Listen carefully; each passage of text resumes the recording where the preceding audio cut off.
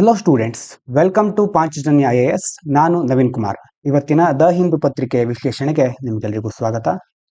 ಮೊದಲನೆಯ ಮುಖ್ಯವಾದ ವಿಷಯ, Pak will use IMF money to fund terror, Rajnath Singh. IMF ನಿಂದ ಪಾಕಿಸ್ತಾನ ಸಾಲ ಕೇಳಿರೋದ್ರ ಬಗ್ಗೆ ಹಿಂದಿನ ದಿನಗಳಲ್ಲಿ ನೋಡಿದ್ವಿ. ಇದಕ್ಕೆ ರಾಜನಾಥ್ ಸಿಂಗ್ ಅವರು ಹೇಳಿರೋದು ಏನಂತಂದ್ರೆ, ವಾರ್ನಿಂಗ್ ಕೊಡ್ತಾ ಇದ್ದಾರೆ IMFಗೆ. Defence minister Rajnath Singh said that the 1 billion loan given by IMF, Pakistan might be used to support terrorism. ಈಗ IMF ಅದಕ್ಕೆ ಕೊಡ್ತಾ ಇರ್ತಕ್ಕಂಥ 1 ಬಿಲಿಯನ್ ಸಾಲವನ್ನ ಅದು ಭಯೋತ್ಪಾದನೆಯನ್ನ ಬೆಂಬಲಿಸಲಿಕ್ಕೆ ಬಳಸಬಹುದು. He urged that IMF not to give money that could help build terror camps. ಹಾಗಾಗಿ IMF ಆ ರೀತಿ ಹಣವನ್ನು ಕೊಡಬಾರ್ದು. ಒಂದು ವೇಳೆ ಕೊಟ್ರೆ ಅದು ಭಯೋತ್ಪಾದಕ ಶಿಬಿರಗಳನ್ನು ನಿರ್ಮಿಸಲಿಕ್ಕೆ ಸಹಾಯ ಮಾಡಬಹುದು. ಎಚ್ಚರಿಕೆಯಿಂದ ಇರಿ ಅಂತ ರಾಜನಾಥ್ ಸಿಂಗ್ ಹೇಳ್ತಾ ಇದ್ದಾರೆ. ಅದೇ ಸಂದರ್ಭದಲ್ಲಿ he praised for Operation Sindoor. He praised the Indian Air Force for destroying terror camps in Pakistan, and Pakistan occupied Kashmir in just 23 minutes during Operation Sindoor, and warned that India can take even stronger action if needed. ಕೇವಲ 23 ನಿಮಿಷಗಳಲ್ಲಿ ಪಾಕಿಸ್ತಾನ ಹಾಗೂ Pak occupied Kashmir, Pakistan ಆಕ್ರಮಿತ ಕಾಶ್ಮೀರದ ಪ್ರದೇಶದಲ್ಲಿಯಲ್ವಾ, ಅದರಲ್ಲಿ ಭಯೋತ್ಪಾದಕ ಶಿಬಿರಗಳನ್ನ ಭಾರತೀಯ ವಾಯುಸೇನೆ ನಾಶ ಮಾಡಿದೆ. ಅದನ್ನು ಅವರು ಶ್ಲಾಘಿಸಿದ್ದಾರೆ, ಅದನ್ನು ಹೊಗಳಿದ್ದಾರೆ. ಇನ್ನು ಅಗತ್ಯ ಇದ್ರೆ ಇನ್ನೂ ಬಲವಾದ ಕ್ರಮವನ್ನು ತೆಗೆದುಕೊಳ್ತೇವೆ ಅಂತ ಎಚ್ಚರಿಸಿದ್ದಾರೆ. ಇದಾದ ನಂತರ ಮುಂದಿನದು, the new normal after Pahalgam, India's response. ಈ ಎಡಿಟೋರಿಯಲ್ ನಲ್ಲಿ ಬಂದಿರುವ ಅಂಶಗಳನ್ನ ತುಂಬಾ ಸಾರಿ ನೋಡಿದ್ದೇವೆ. ಆಪರೇಷನ್ ಸಿಂಧೂರ್ ಆಯಿತು, ಪಹಲ್ಗಾಮ್ ಅಟ್ಯಾಕ್ ಆದ ನಂತರ. ಅದಾದ ನಂತರ ಭಾರತ ಇಷ್ಟು ದಿನ ಅನುಸರಿಸಿಕೊಂಡು ಬರ್ತಾ ಇದ್ದ ನೀತಿಯಲ್ಲಿ ಕೆಲವು ಬದಲಾವಣೆಗಳನ್ನ ಮಾಡಿದೆ. New no tolerance policy on terror ಅಂತಂದ್ರೆ, ನಾವು ಭಯೋತ್ಪಾದನೆಯನ್ನ ಯಾವುದೇ ಮಟ್ಟದಲ್ಲೂ ಸಹಿಸೋದಿಲ್ಲ. ನೋ ಟಾಲರೆನ್ಸ್, ನಮ್ಮ ಸಹಿಷ್ಣುತೆಯ ನೀತಿ ಈಗ ಬದಲಾಗಿದೆ. PM Modi clearly said that India will no longer be scared of Pakistan's nuclear threats. ಪಾಕಿಸ್ತಾನದ ಪರಮಾಣು ಬೆದರಿಕೆಗಳಿಗೆ ಇನ್ನು ಮುಂದೆ ನಾವು ಹೆದರೋದಿಲ್ಲ ಅಂತ ಪ್ರಧಾನಿ ಮೋದಿ ಅವರು ಸ್ಪಷ್ಟವಾಗಿ ಹೇಳಿದ್ದಾರೆ. If needed, India will strike not just terrorist but also those who support them.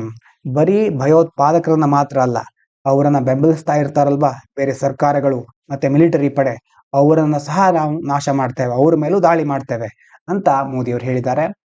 The new normal in India's defence strategy. ನಮ್ಮ ರಕ್ಷಣಾ ಕಾರ್ಯತಂತ್ರದಲ್ಲಿ ಹೊಸ ಬದಲಾವಣೆ ಆಗಿದೆ, ಅಂದ್ರೆ ಹೊಸ ನಡೆಯನ್ನ ಈಗ ಅನುಸರಿಸ್ತಾ ಇದ್ದಾರೆ. India's new policy is to respond strongly, ಅಂದ್ರೆ ಯಾವುದೇ ಅಪಾಯ ಆದ್ರೂ ಸಹ ಬಲವಾದ ಪ್ರತಿಕ್ರಿಯೆ ನೀಡೋದು to any terror attack, even if it risk tension with Pakistan. ಇದರಿಂದಾಗಿ ಪಾಕಿಸ್ತಾನದ ಉದ್ವಿಗ್ನತೆಯಲ್ಲಿ ಕೆಲವು ಏರುಪೇರು ಆಗಬಹುದು. At the same time, India is working to improve its military strength and intelligence to prevent such attacks in the future. ಅದೇ ಸಂದರ್ಭದಲ್ಲಿ ನಾವು ನಮ್ಮ ಮಿಲಿಟರಿ ಸ್ಟ್ರೆಂತ್ ಅನ್ನ, ರಕ್ಷಣಾ ಪಡೆಯ ಒಂದು ಒಟ್ಟು ಬಲವನ್ನ ಇನ್ನಷ್ಟು ವರ್ಧಿಸ್ತಾ ಇದ್ದೇವೆ. ಅದೇ ರೀತಿ ನಮ್ಮ ಗೂಢಚಾರ ವ್ಯವಸ್ಥೆನ ಸಹ ಸುಧಾರಿಸ್ತಾ ಇದ್ದೇವೆ. ಇನ್ನು ಮುಂದಿನ ಎಡಿಟೋರಿಯಲ್ ನೋಡೋಣ. The ingredient to turn around nutrition outcomes. Nutrition ಬಗ್ಗೆ ಗೊತ್ತಿದೆ ನಿಮಗೆ, ಪೋಷಕಾಂಶ ಅಥವಾ ಅಪೌಷ್ಟಿಕತೆ, ಮಾಲ್ ನ್ಯೂಟ್ರಿಷನ್ ಅಂತ ಕೇಳಿರ್ತೀರಿ ಅಲ್ವಾ. ಮಾಲ್ ನ್ಯೂಟ್ರಿಷನ್ ಅಂತಂದ್ರೆ ಅಪೌಷ್ಟಿಕತೆ. Women suffer more from malnutrition. ನಮ್ಮ ದೇಶದಲ್ಲಿ ಮಹಿಳೆಯರು ದೊಡ್ಡ ಮಟ್ಟದಲ್ಲಿ ಅಪೌಷ್ಟಿಕತೆಯಿಂದ ಬಳಲ್ತಾ ಇದ್ದಾರೆ. ಇವೊಂದು India spends a lot of nutrition schemes. ನಮ್ಮ ಭಾರತದಲ್ಲಿ ತುಂಬಾ ಪೋಷಣೆಗೆ ಸಂಬಂಧಪಟ್ಟ ಅಭಿಯಾನಗಳಿದೆ. ಉದಾಹರಣೆಗೆ ಪೋಷಣ್ ಅಭಿಯಾನ್ ಅನ್ನೋದನ್ನ ನೀವು ಕೇಳಿರಬಹುದು. ಪೋಷಣ್ ಅಭಿಯಾನ್ ಇದಕ್ಕೆ ಸಂಬಂಧಪಟ್ಟಿದ್ದು. ಆದ್ರೆ more than half of Indian women are around 57% are anaemic. ಇಷ್ಟು ಯೋಜನೆಗಳಿದ್ರೂ ಸಹ, ಸರ್ಕಾರದ ಕಾರ್ಯಕ್ರಮಗಳಿದ್ರೂ ಸಹ, ಒಟ್ಟು ಅರ್ಧಕ್ಕಿಂತ ಹೆಚ್ಚು ಜನರು, ಹೆಚ್ಚು ಭಾರತೀಯ ಮಹಿಳೆಯರು, ಸುಮಾರು 57% ಅಷ್ಟು ಮಹಿಳೆಯರು ರಕ್ತಹೀನತೆಯಿಂದ ಬಳಲ್ತಾ ಇದ್ದಾರೆ. And many are underweight. Underweight ಅಂತಂದ್ರೆ ಕಡಿಮೆ ತೂಕ ಹೊಂದಿರೋದು, ವಯಸ್ಸಿಗೆ ಅಥವಾ ಎತ್ತರಕ್ಕೆ ತಕ್ಕ ತೂಕ ಇರೋದಿಲ್ಲ. This shows that women's health is still being ignored. ಇದರ ಅರ್ಥ ಏನಂತಂದ್ರೆ, ನಮ್ಮ ದೇಶದಲ್ಲಿ ಆರೋಗ್ಯ ವ್ಯವಸ್ಥೆಗೆ ಸಂಬಂಧಪಟ್ಟ ಹಾಗೆ ಮಹಿಳೆಯರ ಆರೋಗ್ಯವನ್ನ ಇನ್ನೂ ನಿರ್ಲಕ್ಷಿಸ್ತಾ ಇದ್ದಾರೆ. Especially in poor families where they eat last and least. ಅದರಲ್ಲೂ ಬಡ ಕುಟುಂಬಗಳಲ್ಲಿ ಮಹಿಳೆಯರು ಊಟ ಮಾಡೋದು ಕೊನೆಯಲ್ಲಿ, ಮತ್ತೆ ಎಷ್ಟು ಉಳಿದಿರುತ್ತೋ ಅಷ್ಟೇ ಊಟ ಮಾಡ್ಲಿಕ್ಕೆ ಆಗೋದು. ಕಡಿಮೆ ಊಟ ಮಾಡ್ತಾರೆ, ಕೊನೆಯಲ್ಲಿ ಊಟ ಮಾಡ್ತಾರೆ. ಹೀಗಾಗಿ ಇಂತಹ ಬಡ ಕುಟುಂಬಗಳಲ್ಲಿ ಮಹಿಳೆಯರ ಆರೋಗ್ಯ ಇನ್ನಷ್ಟು ದುಸ್ತರವಾಗಿದೆ ಅಂತ ಹೇಳ್ತಾ ಇದ್ದಾರೆ. Economic empowerment is key to better nutrition. ಮುಖ್ಯವಾಗಿ ಆರ್ಥಿಕ ಸಬಲೀಕರಣ ಆಗಬೇಕು. When women earn their own money or have control over household spending, ಒಂದು ಅವರು ತಮ್ಮದೇ ಆದ ಹಣವನ್ನು ಗಳಿಸಬೇಕು ಅಥವಾ ಮನೆಯ ಖರ್ಚಿನ ಮೇಲೆ ನಿಯಂತ್ರಣವನ್ನು ಹೊಂದಿರಬೇಕು. ಹಾಗೇನ್ ಮಾಡಬಹುದು, they take better care of their and their children's nutrition, ಒಂದು ಅವರ ಆರೋಗ್ಯ, ಅದರ ಜೊತೆ ಅವರ ಮಕ್ಕಳ ಆರೋಗ್ಯವನ್ನ ಇನ್ನಷ್ಟು ಚೆನ್ನಾಗಿ ನೋಡ್ಕೊಳ್ಬಹುದು. ಯಾವಾಗ ಒಂದು ಅವರು ಗಳಿಸಬೇಕು ಹಣವನ್ನ ಅಥವಾ ಇಡೀ ಖರ್ಚನ್ನು ನಿಭಾಯಿಸಬೇಕು. But most working women in India have low paying or insecure jobs. ಅದ್ರ ನಮ್ಮ ದೇಶದಲ್ಲಿ ಏನಾಗ್ತಾ ಇದೆ ಅಂತಂದ್ರೆ, ಹಲವಾರು ಕೆಲಸಕ್ಕೆ ತೆರಳುವ ಮಹಿಳೆಯರಿದಾರಲ್ವಾ, ಅವರಿಗೆ ಸಂಬಳ ಸರಿಯಾಗಿ ಸಿಗ್ತಾ ಇಲ್ಲ. ಲೋ ಪೇಯಿಂಗ್ ಜಾಬ್ಸ್, ಕಡಿಮೆ ಸಂಬಳ ಇದೆ. ಅದೇ ರೀತಿ ಇನ್ಸೆಕ್ಯೂರ್ ಜಾಬ್ಸ್, ಸೆಕ್ಯೂರಿಟಿ ಇಲ್ಲ, ಜಾಬ್ ಸೆಕ್ಯೂರಿಟಿ ಇಲ್ಲ, ಯಾವಾಗ ಬೇಕಾದ್ರೂ ತೆಗೆದುಹಾಕಬಹುದು. ಆ ರೀತಿಯಂತಹ ಪರಿಸ್ಥಿತಿಯಲ್ಲಿ ಅವರು ಬದುಕ್ತಾ ಇದ್ದಾರೆ. So they still lack the power to choose what they eat. ಹಾಗಾಗಿ ತಮಗೆ ಬೇಕಾದ ಪೌಷ್ಟಿಕ ಆಹಾರವನ್ನು ಸೇವಿಸುವಂತಹ ಒಂದು ಹಕ್ಕು ಅಥವಾ ಅಧಿಕಾರ ಅವರಿಗೆ ಇನ್ನೂ ಸಿಕ್ಕಿಲ್ಲ. ಅಂತಹ ಒಂದು ಪರಿಸ್ಥಿತಿಯನ್ನು ಅವರು ಇನ್ನೂ ಸಹ ಫೇಸ್ ಮಾಡ್ತಾ ಇಲ್ಲ. ಆಯ್ಕೆ ಅವರ ಹತ್ರ ಇಲ್ಲ. Nutrition schemes need to be linked with job and skill programmes. ಹಾಗಾಗಿ ಸರ್ಕಾರ ಏನ್ ಮಾಡಬಹುದು ಅಂತಂದ್ರೆ, ಈಗ ಪೌಷ್ಟಿಕಾಂಶ ಯೋಜನೆಗಳಿದೆ, ಪೋಷಣ್ ಅಭಿಯಾನದಂಥದ್ದು, ಆದ್ರೆ ಅದನ್ನ ಸಪರೇಟ್ ಆಗಿ ಇಡ್ತಾರೆ. ಎಷ್ಟೋ ಸಾರಿ ಆ ಯೋಜನೆಗಳ ಉತ್ತಮ ಅಂಶಗಳನ್ನ ಅಳವಡಿಸ್ಕೊಳ್ಳಿಕ್ಕೆ ಆಗೋದಿಲ್ಲ. ಇದನ್ನ ಏನ್ ಮಾಡೋದು, ಜಾಬ್ ಮತ್ತೆ ಸ್ಕಿಲ್ ಪ್ರೋಗ್ರಾಮ್ ಜೊತೆ ಕಂಬೈನ್ ಮಾಡೋದು, ಅದನ್ನ ಅಳವಡಿಸೋದು, ಎರಡನ್ನ ಸೇರಿಸೋದು. Just giving food is not enough. ಕೇವಲ ಆಹಾರ ಕೊಟ್ರೆ ಸಾಕಾಗಲ್ಲ. Poshan 2.0 should also help women get skills, jobs and financial freedom. ಎರಡನೇ ಅವಧಿಯ ಒಂದು ಪೋಷಣ್ ಅಭಿಯಾನದಲ್ಲಿ ಮುಖ್ಯವಾಗಿ ಆಹಾರಕ್ಕೆ ಸಂಬಂಧಪಟ್ಟ ಹಾಗೆ ಕ್ರಮ ಕೈಗೊಳ್ಳೋದು ಇದ್ದೇ ಇರುತ್ತೆ. ಅದರ ಜೊತೆ ಸ್ಕಿಲ್ಸ್, ಕೌಶಲ್ಯ, ಉದ್ಯೋಗಗಳಿಗೆ ಸಂಬಂಧಪಟ್ಟ ಹಾಗೆ, ಅದೇ ರೀತಿ ಅವರು ಆರ್ಥಿಕವಾಗಿ ಸ್ವಾತಂತ್ರ್ಯವನ್ನು ಪಡಿಬೇಕು, ಫಿನಾನ್ಷಿಯಲ್ ಫ್ರೀಡಮ್ ಇರಬೇಕು, ಅಂತಹಕ್ಕೆ ಸಂಬಂಧಪಟ್ಟ ಕಾರ್ಯಕ್ರಮಗಳನ್ನು ಅಳವಡಿಸಬೇಕು. For example, anganwadi centres can become one stop centres for meals, health checkups and job training or money management help. ಉದಾಹರಣೆಗೆ ಅಂಗನವಾಡಿ ಸೆಂಟರ್ಗಳಂತಿರುತ್ತೆ, ಅಂಗನವಾಡಿ ಕೇಂದ್ರಗಳಲ್ಲಿ ಒಂದು ಹೆಲ್ತ್ ಚೆಕಪ್ ಮಾಡೋದು, ಇನ್ನೊಂದು ಉತ್ತಮ ಪೌಷ್ಟಿಕ ಆಹಾರವನ್ನ ಕೊಡೋದು, ಅದೇ ರೀತಿ ಜಾಬ್ಗೆ ಸಂಬಂಧಪಟ್ಟ ಟ್ರೈನಿಂಗ್ ಕೊಡೋದು, ಅವರು ತಮ್ಮದೇ ಆದ ಉದ್ಯೋಗವನ್ನ ಆಂಟ್ರಪ್ರಿನರ್ ಆಗ್ಲಿಕ್ಕೆ ಹೆಲ್ಪ್ ಮಾಡೋದು, ಮತ್ತೆ ಹಣಕಾಸಿನ ನಿರ್ವಹಣೆ, ಎಲ್ಲ ರೀತಿಯ ತರಬೇತಿಯನ್ನು ಕೊಡೋದ್ರ ಮೂಲಕ ಮಹಿಳೆಯರನ್ನ ಇನ್ನಷ್ಟು ಸಬಲೀಕರಣಗೊಳಿಸಬೇಕು ಅಂತ ಈ ಆರ್ಟಿಕಲ್ ಅಲ್ಲಿ ಹೇಳ್ತಾ ಇದ್ದಾರೆ. ಇನ್ನು ಮುಂದಿನ ಚಿಕ್ಕ ಎಡಿಟೋರಿಯಲ್, ಡ್ರಿಂಕಿಂಗ್ ಟು ಡೆತ್. ಏನ್ ಹೇಳ್ತಾ ಇದ್ದಾರೆ ಅಂತಂದ್ರೆ, poor people die because of toxic cheap liquor. ಬಡ ಜನರು ಮುಖ್ಯವಾಗಿ ಈ ಟಾಕ್ಸಿಕ್ ಅಂತಂದ್ರೆ ವಿಷಕಾರಿಯಾದಂಥದ್ದು ಮತ್ತೆ ಚೀಪ್, ಅಗ್ಗದ ಮದ್ಯಗಳನ್ನ ಸೇವಿಸಿ ಸಾಯ್ತಾ ಇದ್ದಾರೆ.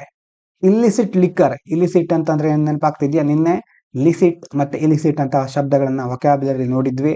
ಲಿಸಿಟ್ ಅಂತಂದ್ರೆ ಕಾನೂನಾತ್ಮಕವಾದದ್ದು, ಕಾನೂನಿಗೆ ಬದ್ಧವಾಗಿರೋದು. ಇಲಿಸಿಟ್ ಅಂತಂದ್ರೆ ಅಕ್ರಮ ಅಥವಾ ಕಾನೂನನ್ನ ಧಕ್ಕೆ ಮಾಡ್ತದೆ, ಕಾನೂನಿಗೆ ವಿರೋಧವಾಗಿರೋದು.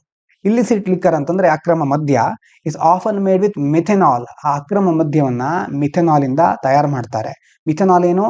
ಪಾಯ್ಸನಸ್ ಇಂಡಸ್ಟ್ರಿಯಲ್ ಕೆಮಿಕಲ್, ಅದೊಂದು ವಿಷಕಾರಿ ಕೈಗಾರಿಕಾ ರಾಸಾಯನಿಕ ಅದು.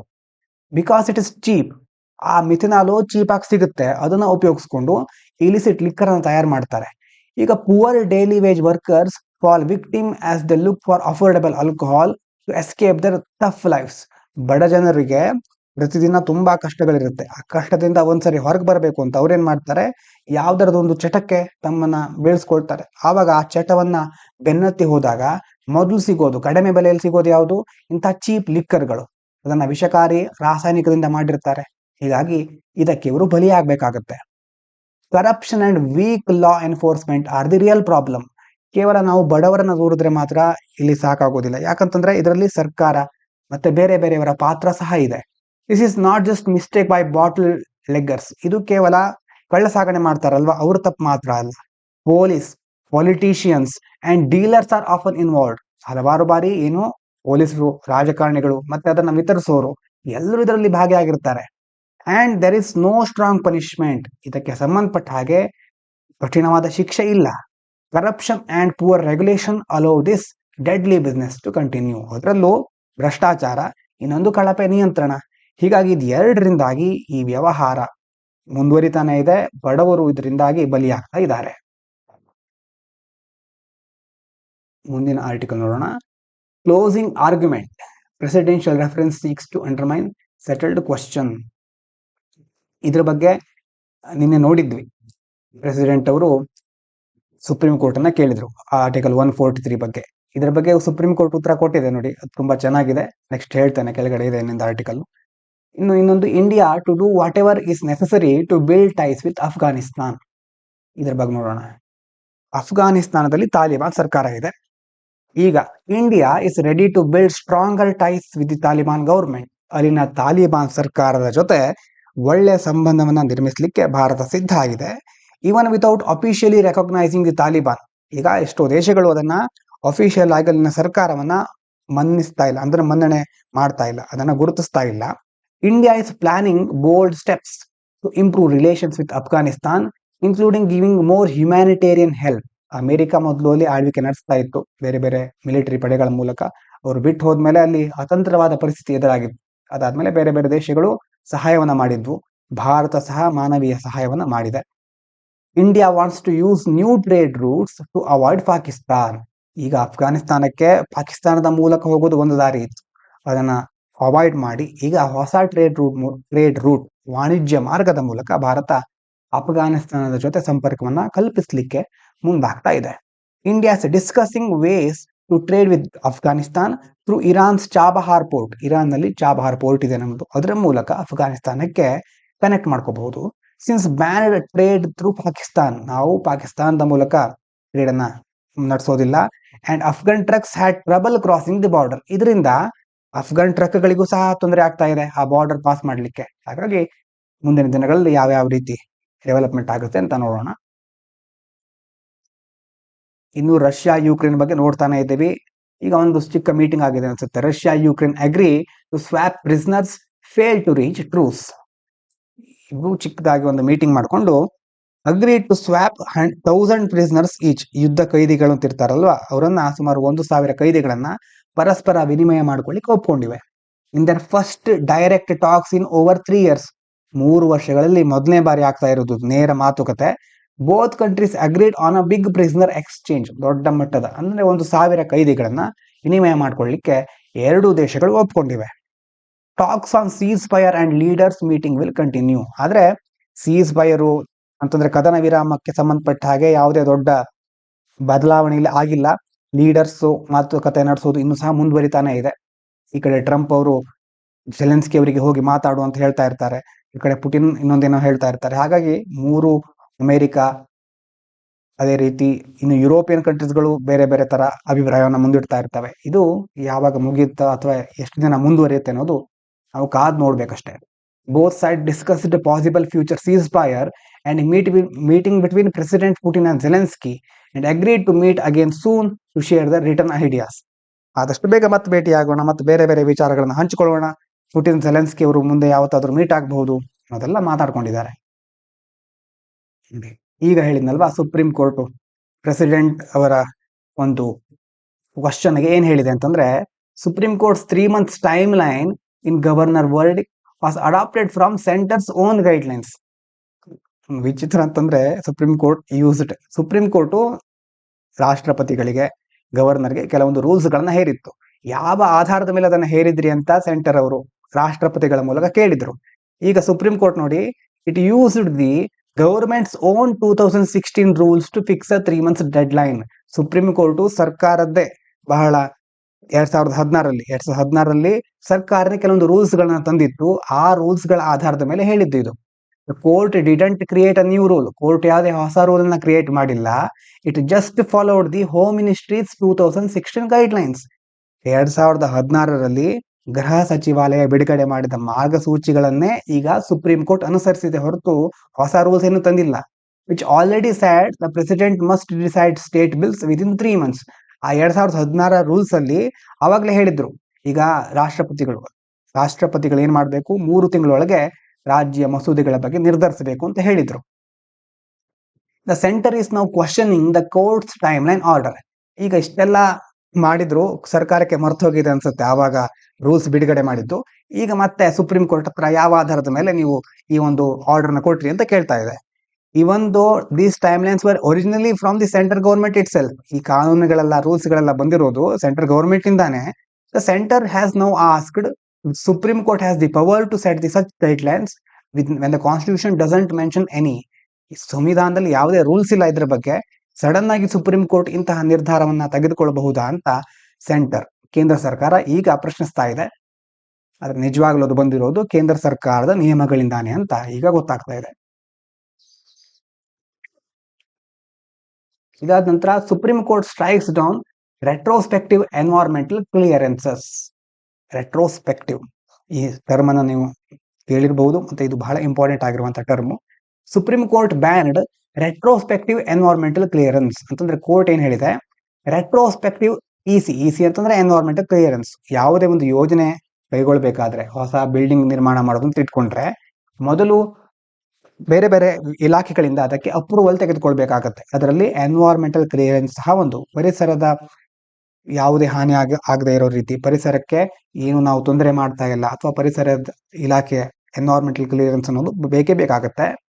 ವಿಚ್ ಮೀನ್ಸ್ ಈಗ ನೋಡಿ, ರೆಟ್ರೋಸ್ಪೆಕ್ಟಿವ್ ಅನ್ನೋದ್ರ ಮೀನ್ಸ್ ಏನು, giving approval after a project has already started or finished. ಈಗ ಒಂದು ಯೋಜನೆ ಕೈಗೊಳ್ತಿರ್ತಾರೆ, ಯೋಜನೆ ಕೈಗೊಂಡು ಎಲ್ಲ ಮುಗಿದ ಮೇಲೆ, ಅದ ಯೋಜನೆ ಮುಗಿದು ಅಂತಂದ್ರೆ ಒಂದು ಬಿಲ್ಡಿಂಗ್ ನಿರ್ಮಾಣ ಮಾಡ್ತಿದ್ದಾರೆ ಅಂತಂದ್ರೆ, ಬಿಲ್ಡಿಂಗ್ ಕಟ್ಟಿ ಎಲ್ಲ ಸೆಟ್ಲ್ ಆದ್ಮೇಲೆ ಆಮೇಲೆ ನೋಡೋದು ಎಲ್ಲ ಕ್ಲಿಯರೆನ್ಸ್ ಇದೆಯಾ ಅಂತ.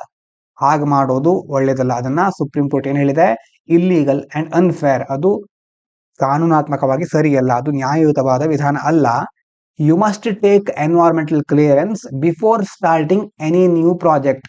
ಎಲ್ಲ ಮುಗಿದ ಮೇಲೆ ಎನ್ವೈರನ್ಮೆಂಟಲ್ ಕ್ಲಿಯರೆನ್ಸ್ ತಗೊಳ್ಳೋದಲ್ಲ, ಪ್ರಾಜೆಕ್ಟ್ ಸ್ಟಾರ್ಟ್ ಆಗೋಕ್ಕಿಂತ ಮೊದಲೇ, ಸ್ಟಾರ್ಟಿಂಗ್ ಅಲ್ಲೇ ಎನ್ವೈರನ್ಮೆಂಟಲ್ ಕ್ಲಿಯರೆನ್ಸ್ ತೆಗೆದುಕೊಳ್ಬೇಕು.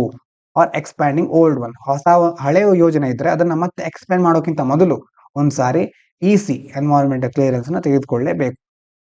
Governments 2017 and 21 rules allowing such clearance were struck down. 2017 ಮತ್ತೆ 2021 ಕೆಲವು ರೂಲ್ಸ್ ಗಳಿತ್ತು. ಅದರಲ್ಲಿ ಈ ತರ ರೆಟ್ರೋಸ್ಪೆಕ್ಟಿವ್ ಅಂತಂದ್ರೆ ಎಲ್ಲ ಮುಗಿದ ಮೇಲೆ ಆಮೇಲೆ ಮತ್ತೆ ಏನಾದ್ರು ಇದೆಯಾ ಅಂತ, ಕ್ಲಿಯರೆನ್ಸ್ ಇದೆಯಾ ಅಂತ ನೋಡೋದು, ಹಾಗೆ ಮಾಡೋದನ್ನ ಆವಾಗ್ಲೂ ಸಹ ಕೆಲವು ರೂಲ್ಸ್ ಗಳನ್ನ ತಂದಿದ್ರು. ಆದ್ರೆ ಕೋರ್ಟ್ ಅದನ್ನ ಸ್ಟಕ್ ಡೌನ್ ಮಾಡಿದೆ, ಅದನ್ನ ನ್ಯಾಯಾಲಯ ಏನ್ ಮಾಡಿದೆ, ತೆಗೆದು ಹಾಕಿದೆ. Court said that centre was wrong allow illegal construction to continue by giving clearance later. ಆಮೇಲೆ ಕ್ಲಿಯರೆನ್ಸ್ ಕೊಡೋದು ತಪ್ಪು. And doing this goes against environmental protection laws. ಈ ರೀತಿ ಮಾಡೋದು ಪರಿಸರಕ್ಕೆ ಸಂಬಂಧಪಟ್ಟಂತಹ ಪರಿಸರ ರಕ್ಷಣೆ ಕಾಯ್ದೆಯ ವಿರುದ್ಧ ಹೋಗುತ್ತೆ. ಇದು ಪರಿಸರ ರಕ್ಷಣೆ ಕಾಯ್ದೆ ವಿರುದ್ಧ ಕ್ರಮ ಇದು. Development must not come at cost of the environment. ಅಂದ್ರೆ ನಾವು ಡೆವಲಪ್ಮೆಂಟ್ ಮಾಡ್ತಾ ಇರ್ತೇವೆ, ಡೆವಲಪ್ಮೆಂಟಿಗೋಸ್ಕರ ಪರಿಸರವನ್ನ ನಾಶ ಮಾಡೋದನ್ನ ನಾವು ಮಾಡಬಾರ್ದು. ನಾವು ಮುಖ್ಯವಾಗಿ ಪರಿಸರವನ್ನ ಸಸ್ಟೈನೇಬಲ್ ಡೆವಲಪ್ಮೆಂಟ್ ಅಂತ ಹೇಳ್ತೀವಲ್ವಾ, ಸುಸ್ಥಿರ ಅಭಿವೃದ್ಧಿಯ ಕಡೆ ನಾವು ಮುಖ ಮಾಡಬೇಕೆ ಹೊರತು ಪರಿಸರವನ್ನು ಸಹ ಉಳಿಸ್ಕೋಬೇಕು, ಡೆವಲಪ್ಮೆಂಟ್ ಸಹ ಆಗ್ಬೇಕು ಅಂತ ಸುಪ್ರೀಂ ಕೋರ್ಟ್ ಈಗ ಹೇಳಿದೆ. ಇವತ್ತು ಸ್ಯಾಟರ್ಡೆ ಆಗಿರೋದ್ರಿಂದ ಬಹಳಷ್ಟು ಆರ್ಟಿಕಲ್ಗಳು ಸ್ಪೋರ್ಟ್ಸ್ಗೆ ಸಂಬಂಧಪಟ್ಟಾಗಿರುತ್ತೆ. ಹಾಗಾಗಿ ಇನ್ನು ನಾಳೆ ಸಂಡೇ ಆಗಿರೋದ್ರಿಂದ ಯಾವುದೇ ಕ್ಲಾಸ್ ಇರೋದಿಲ್ಲ. ಸಂಡೆಯ ವಿಚಾರವನ್ನ ನಾವು ಮಂಡೇ ಕಂಟಿನ್ಯೂ ಮಾಡ್ತೇವೆ. ಮಂಡೆಯಿಂದ ನಾವು ಮತ್ತೆ ಎಲ್ಲ ಕ್ವಶನ್ಗಳನ್ನು ಸಹ ಕಂಟಿನ್ಯೂ ಮಾಡ್ಲಿಕ್ಕಿದ್ದೇವೆ. ಇವಿಷ್ಟು ಇವತ್ತಿನ ಮುಖ್ಯ ವಿಚಾರಗಳು. ಇಷ್ಟು ಹೊತ್ತಿನ ತನಕ ಕೇಳಿದ ಎಲ್ಲರಿಗೂ ಧನ್ಯವಾದಗಳು. ಇದು ಪಾಂಚಜನ್ಯ IAS.